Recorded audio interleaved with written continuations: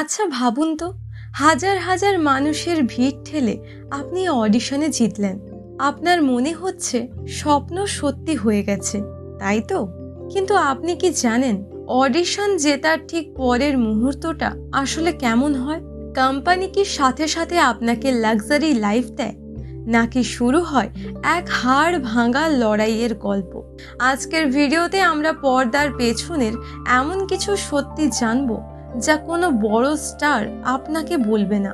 Audition জেতার পর আসলে কি হয়, এবং কন্ট্রাক্ট সই করার পর একজন ট্রেনির প্রথম মাসের জীবন কতটা কঠিন বা কতটা রোমাঞ্চকর, সবকিছু থাকছে আজকের এই ভিডিওতে। যদি আপনিও কেপপ স্টার হওয়ার স্বপ্ন দেখেন, তবে আজকের এই ভিডিওর প্রতিটি সেকেন্ড আপনার জন্য খুবই জরুরি। নমস্কার বন্ধুরা, আমি সাথী। আজকের ভিডিওতে আপনাদের সকলকে স্বাগত জানাই। তাহলে চলুন ভিডিও শুরু করা যাক। প্রথমেই জানা যাক অডিশনে জেতার পরের আসল কাহিনী। 1, অডিশন দেওয়ার কয়েকদিন বা কয়েক সপ্তাহ পর আপনার কাছে কোম্পানি থেকে একটি অফিসিয়াল ইমেল বা কল আসবে। তারা আপনাকে জানাবে যে আপনি সিলেক্ট হয়েছেন। কিন্তু এই খুশির খবর আসার সাথে সাথেই আপনার সামনে রাখা হবে একটি বিশাল আইনি কাগজ, যাকে আমরা বলি ট্রেনি কন্ট্রাক্ট। 2,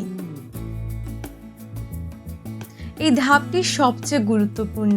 কোম্পানি আপনাকে এবং আপনার পরিবারকে ডেকে পাঠাবে যদি আপনার বয়স 18-র নিচে হয়। এই কন্ট্রাক্টে লেখা থাকে আপনি কত বছর তাদের আন্ডারে ট্রেনিং করবেন, কোম্পানি আপনার পেছনে কত টাকা খরচ করবে, এবং সবথেকে জরুরি, আপনার আয়ের কত শতাংশ কোম্পানি রাখবে। অনেক ক্ষেত্রে একে স্লেভ কন্ট্রাক্ট বা দাসের চুক্তিও বলা হতো আগে, যদিও এখন নিয়ম অনেক বদলেছে। তবে একবার এখানে সই করা মানে আপনি আপনার জীবনের আগামী কয়েক বছর ওই কোম্পানির নামে লিখে দিলেন। 3, কন্ট্রাক্ট সই করার পর আপনাকে একটি ফুল বডি চেক আপের মধ্য দিয়ে যেতে হবে। কোম্পানি দেখবে আপনার কোনো বড় শারীরিক সমস্যা আছে কিনা। শুধু তাই নয়, এখানেই শুরু হয় ভিজুয়াল অ্যানালাইসিস। কোম্পানির এক্সপার্টরা আপনার চেহারা এবং ফিগার খুব কাছ থেকে পরীক্ষা করবে। তারা ঠিক করবে আপনার কি কোনো প্লাস্টিক সার্জারি লাগবে, নাকি শুধু ডায়েট করলেই হবে। এই সময় থেকেই আপনার খাওয়ার ওপর কড়া নজরদারি শুরু হয়ে যায়। 4, যদি আপনি কোরিয়ার বাইরে থেকে যান বা অন্য কোনো শহরের হন, তবে আপনাকে সাথে সাথে নিজের দেশ বা শহর ছাড়ার প্রস্তুতি নিতে হবে।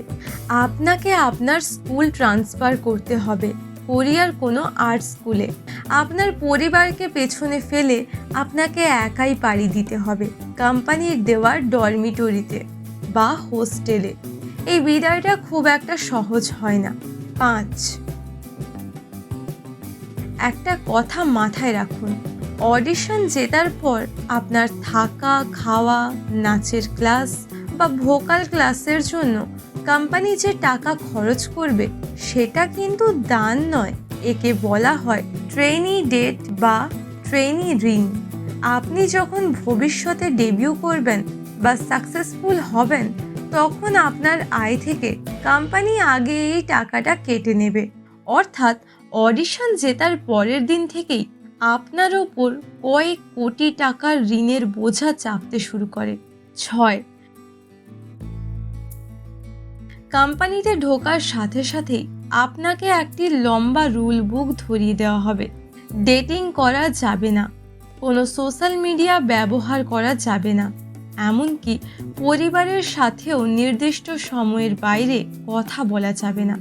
আপনার আগের সব পরিচয় মুছে দিয়ে আপনি হয়ে যাবেন কোম্পানির একজন অজ্ঞাতনামা ট্রেনি। সুতরাং অডিশন জেতা মানে কিন্তু ফ্যানদের চিৎকার বা বড় স্টেজ নয়।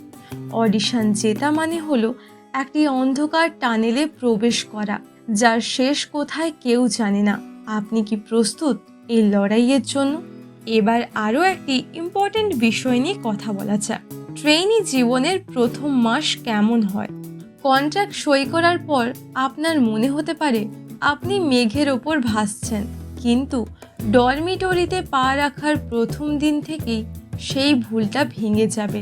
শুরু হবে আপনার জীবনের এমন এক মাস যা আপনাকে শারীরিকভাবে ভেঙে চুরমার করবে, কিন্তু মানসিকভাবে তৈরি করবে একজন সুপারস্টার হিসেবে।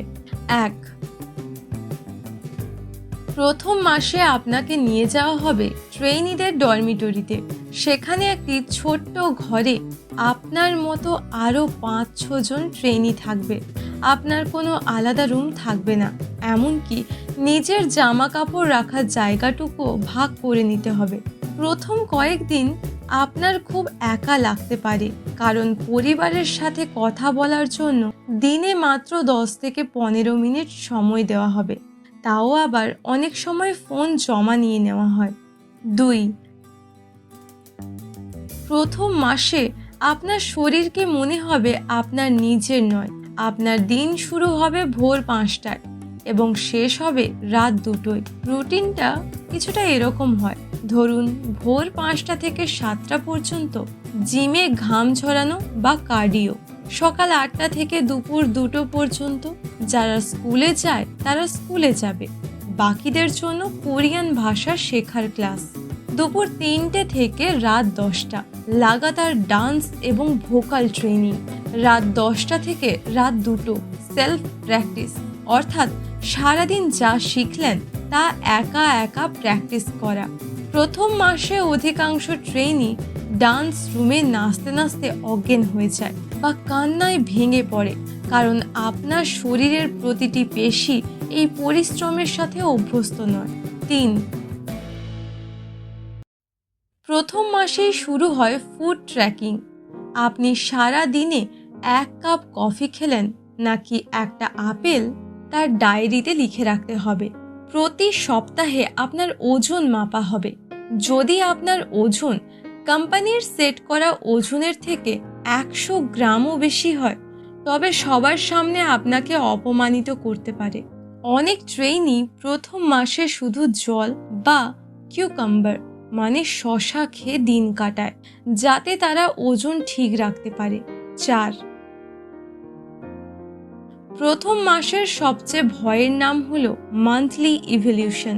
মাস শেষে কোম্পানির ট্রেইনার এবং সিইও আপনার পারফরমেন্স দেখবেন। এখানে কোনো বন্ধুত্ব নেই, আপনি যার সাথে একই ঘরে ঘুমাচ্ছেন সেই আপনার সবচেয়ে বড় প্রতিযোগী।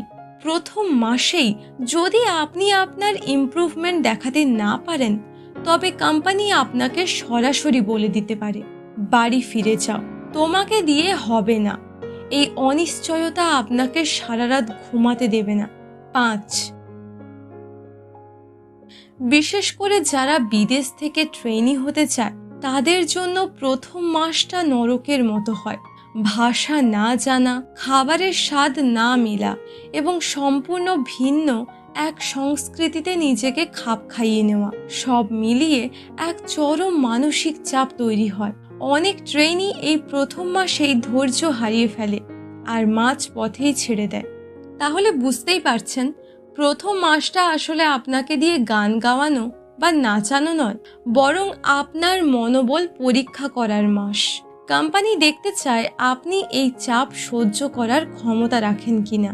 যারা এই প্রথম মাসের কঠিন সময়টা দাঁতে দাঁত চেপে সহ্য করে নেয়, তারাই শেষ পর্যন্ত ডেবিউ করার পথে এগিয়ে যায়। কেপপ ইন্ডাস্ট্রিকে বাইরে থেকে যতটা গ্ল্যামারাস মনে হয়, ভেতরটা ঠিক ততটাই কঠিন। এই ভিডিওটি বানানোর উদ্দেশ্য আপনাকে ভয় দেখানো নয়, বরং আসল সত্যিটা জানানো। আপনি যদি এই কঠিন পরিশ্রমের জন্য তৈরি থাকেন, তবেই এই পথে পা বাড়ানো উচিত। আজকের ভিডিওটি আপনার কেমন লাগলো কমেন্টে জানান। আর আপনি যদি চান আমি আরও ডিটেলসে কেপপ লাইফের কোনো নির্দিষ্ট বিষয় নিয়ে ভিডিও বানাই, তবে সেটাও জানাতে ভুলবেন না। সবাই ভালো থেকো, সুস্থ থেকো। দেখা হচ্ছে পরের ভিডিওতে।